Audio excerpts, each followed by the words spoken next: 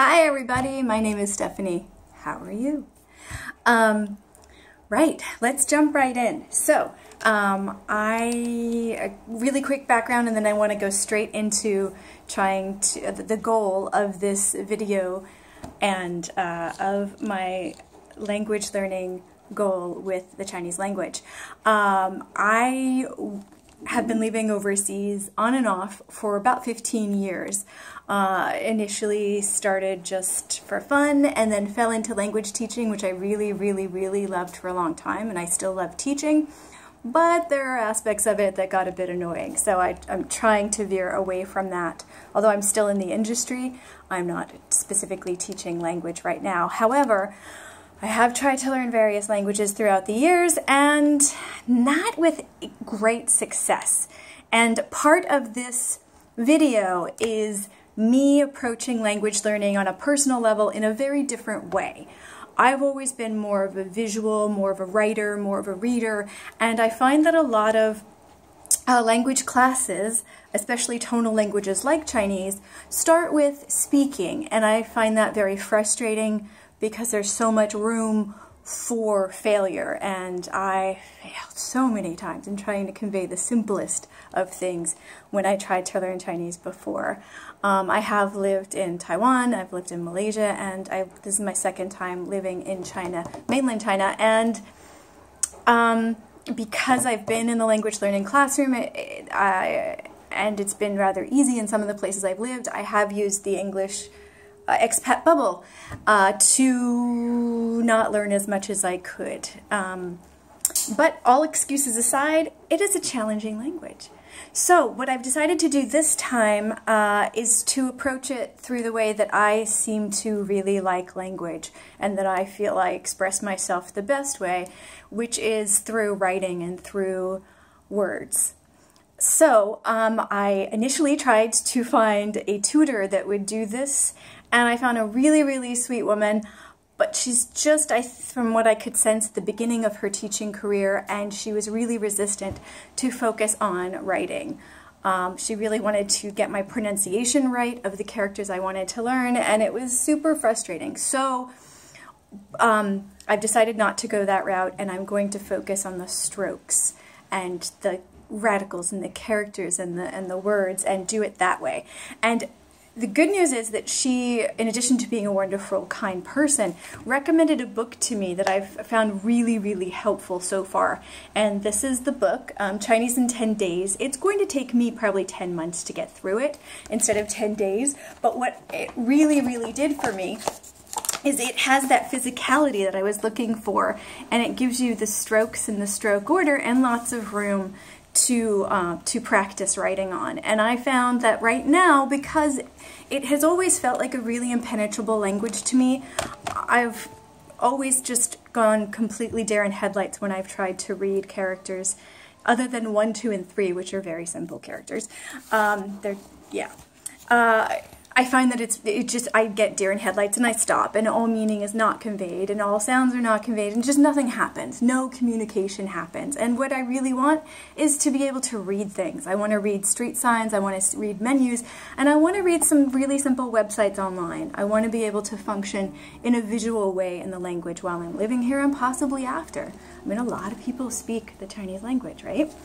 So I figured that'll open some stuff up to me. So what I'm doing is, I find that the book, although it's very interesting, doesn't have enough space. I can't really master it in that sort of, in that few repetitions. So what I found, is just blank tracing paper with the same kind of lines. And I don't know how close I can get here, but you can see it's got quite a few bit of lines. And in the book, and this is super exciting, you really can get super far in and see where in all of those dotted lines the strokes can be. Now this is one thing that I'm doing, and I've decided to, although I'm focusing on the strokes and getting the physicality of it down and getting comfortable with how different the language is visually, and making a connection with the recognition of the characters way before meaning, I do want to practice the meaning. So I'm making out of this, which looks like a very tiny book, but since there's 2 pages, on each side. I bought 2 books so I can tear it up and make these tiny flashcards. So on both sides there's multiple characters, as you can see, and it's divided up into, I think it's, well, 10. Obviously for 10 days you're supposed to do multiple pages of multiple characters for 10 days, and I just don't have that time. But I do appreciate how they do the stroke order.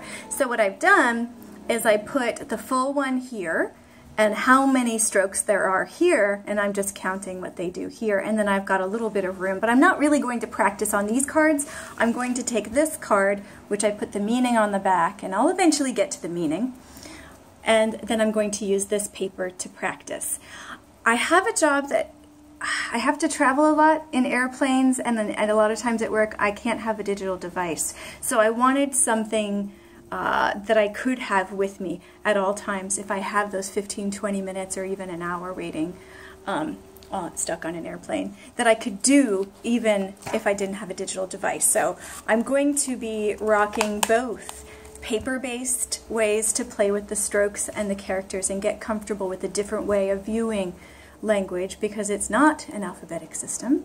It's a pictorial system. So so far this is my main resource. I'm also using an app, and I'll put the link somewhere here, that you can practice the stroke order with your finger. And this is very cool because I see a lot of people on the train and a lot of locals that are starting, instead of just writing the pinyin, which is the romanized version of the language, like, instead of typing in the pinyin and picking the character that goes with it, which is how you type Chinese from what I understand, they're actually starting to trace the character, or they're actually starting to write it. They're not tracing it. I'm tracing it because I'm going over characters that exist. But they're actually starting to write it, and then the character will appear and they'll pick the one that is the one that they're starting to write. It's sort of like the autocomplete that we have for English, where you'll start to type a word and the full word will show up, and is the sound, I'm sure, that happens. Anyway, it's sort of like that. So it feels like the tracing app that I found is similar to that. So it feels super productive.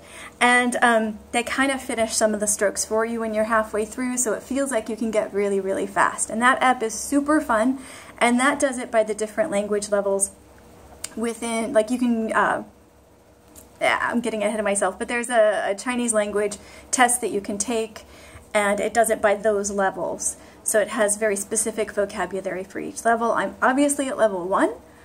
Just at the beginning of level 1. I just started again a week or 2 ago, and that has about 800 characters in it. Again, I'm focusing on getting comfortable with the strokes, getting comfortable with the visualness of the characters, and some of them I'm kind of just picking up the meaning just by kind of glancing down if I finish the strokes early before. It's like it's a timed app, and I'll show you in another video. I think I might actually do an entire video on that once I figure out how to record it.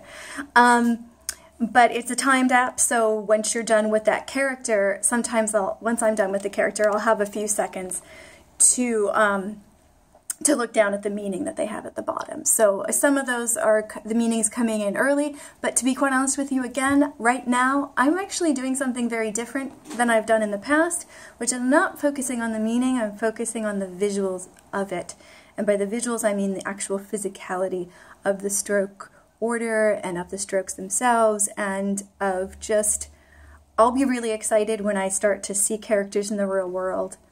And then the second level for me will be the meaning of it. So it's a very different way than I've learned any language ever before, but since nothing stuck my entire life trying to learn, let's see, what have I learned? I've tried to learn German in high school, and let's be honest, that was probably not a wholehearted attempt. I was trying to learn Spanish for a number of years. The best success I had with that was Duolingo, but then I was in a PhD program for a bit, and that fell aside for obvious reasons. And I think those are the 2 primary ones. I half-heartedly tried to learn Chinese, but again, 2003 is when I first tried to learn it, when I moved to Taiwan for a year, when I began to teach English. And that didn't go well. I was at the beginning of my teaching career, so I didn't really know much about teaching or learning a language. It was just when the internet was really getting popular with all of the resources that are out there now, and things didn't work well. And I got really frustrated with the tonnage of it and all that kind of stuff. So things didn't go well at all. So since nothing has worked well starting with speaking, I'm starting with writing and with just the look and the feel of the language. And if this totally fails, the worst thing is, it's actually really fun to write the language. I never thought of it. Confession time, I think stroke order probably started for a logical reason with the pennage that was done, and I'll find some research at some point to explain, you know, that I'm sure somebody beautifully explains why the stroke order is what it is. I'm sure it has to do with the materials that they had at the time.